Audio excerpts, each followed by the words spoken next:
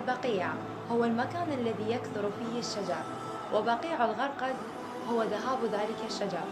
اتخذها أهل المدينة المنورة منذ زمن طويل مكانا لدفن موتاهم، وقد دفن فيها أئمة أهل البيت عليهم السلام كالإمام الحسن والإمام السجاد والباقر والصادق،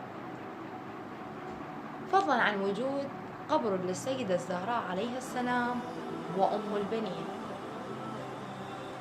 بنيت القبور كما كان هو معتاد في زمان رسول الله صلى الله عليه وآله، ولكن في عام 1220 هجرية 1805 ميلادية قامت دولة آل سعود بتدمير تلك القبور، ولكن سرعان ما عاد الشيعة بناؤها وبأحسن صورة، ولكن أعادوا في عام 1344 1925 بتدميرها مرة أخرى.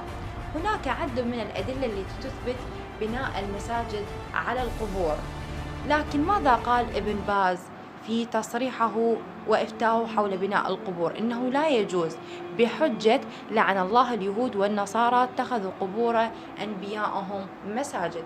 الله سبحانه وتعالى في سورة الكهف يقول آية 21: قال الذين غلبوا على أمرهم ليتخذن عليهم مسجدا.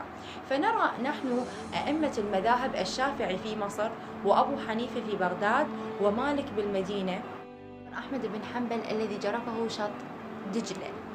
بناء القبور سوف يكون على 3 أنواع: بناء على القبر نفسه، بناء حول القبور للتحويز، وبناء البيوت والقبر.